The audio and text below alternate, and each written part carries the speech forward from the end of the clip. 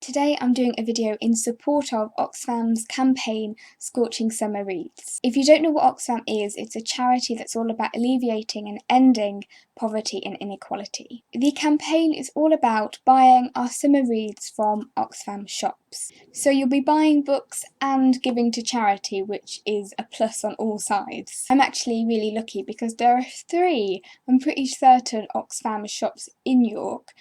2 of them are bookshops. I think there's a normal Oxfam on Goodramgate. Now, is it Goodramgate or Goodramgate? The discussion continues. And there are 2 just bookshop ones, which I go in quite a lot, probably more than I should. But then it is charity, so, you know, I'm just helping end inequality. There's one on Micklegate, which is my favourite, and one on Petergate, which is also great. What I love about these shops in general, especially Micklegate, still my fave, is because they have a really great literary section, and so they have like fiction, but they also have a literature section and a poetry section and a drama section, and they also have a selection of like those old Penguin classics, like the orange ones, and yeah, I spend quite a bit of time in there. So in support of this campaign, I went shopping. I mean, someone's got to do it, right? I was trying to think about what a summer book is to me and what I consider a summer read, and I think over the summer I often did a lot of university reading, preparing for the next semester. But I also have themes, I guess, each summer because I really love going to literary places, and so every time I go on holiday there always seems to be some kind of literary link, or if there isn't one, I make a literary link. So last year I went to Scottish Highlands and I read some Outlander, and then I went to Sussex in aid of kind of my dissertation and read a lot of Virginia Woolf and things about the Bloomsbury Group. This summer I'm going to Dorset, so it's all about Thomas Hardy. I picked up a copy of Under the Greenwood Tree. I really love the first line. To dwellers in a wood, almost every species of tree has its voice as well as its feature. Anyway, what I was actually going to say was that I really love these maps. Now these are, I think it's a 1970s edition, and they all come with this fictional map of Wessex. And so I'm going to be on holiday imagining that I'm in these different places. Wessex is here, and you have Casterbridge, like the mayor of Casterbridge. Everybody always goes to Casterbridge, is it like the main town? So this is where I'm going on holiday. I was going to really simplify Thomas Hardy and say that he was about like love and death and tragedy, but also trees and fields and plants and flowers and the sky. Thomas Hardy's novels map out the stars in the most wonderful way. I love Thomas Hardy, he's one of my favourite writers, and I think one of the best descriptions I've ever heard of like Thomas Hardy was Barry from Baz Pierce saying that he was like the Dickens of the fields, which I just think is so right.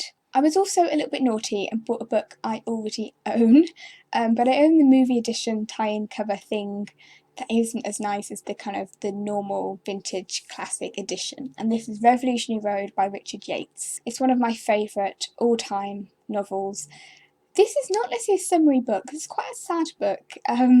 It's about capitalism, the failing of the American dream. It's really about the tearing apart of an American dream and looking at masculinity and crisis. I mean, masculinity is always in crisis. I feel like we're all in crisis because we kind of try and live up to these constructs that are fake, therefore capitalism will always kill us all in the end, which is a summary of this novel. Another Richard Yates novel, Disturbing the Peace. I've only ever read Revolutionary Road and I've always wanted to read more of his writing, and this one sounded really interesting. And again, it feels very much about masculinity in crisis and society and oppression and repression and all the things that for me makes a perfect summer read. The Time Traveller's Wife by Audrey Niffenegger. Now, I remember my mum reading this when I was on holiday.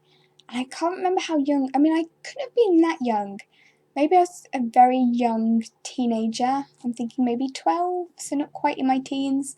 But I remember her crying in bed reading this. And I tried to read it, but I just got a bit confused because of the times and the shifting of their ages, and it was a bit too much for me. But I always wanted to reread it because I've never cried at a book. I rarely cry at a film. I don't have that many kind of emotional reactions in that way to literature. Not that I want to make myself cry. This sounds very strange. It's summer. I would like to cry, please. I would just like to feel something because evidently I've got a heart of stone. I'm looking back at my choices, and a lot of them include quite, sad or just, if capitalism isn't oppressing us, then people are dying kind of literature. That's evidently a metaphor for my life to an extent. So happy summer. What is this? I hope this video has encouraged you to go and find your local Oxfam bookshop and have a look and spend a bit of money and donate to charity. Let me know what your summer plans are, whether you're going on holiday, whether you're not, what are you doing, how's your life, and also what are you planning to read. I hope you enjoyed this and have a lovely day.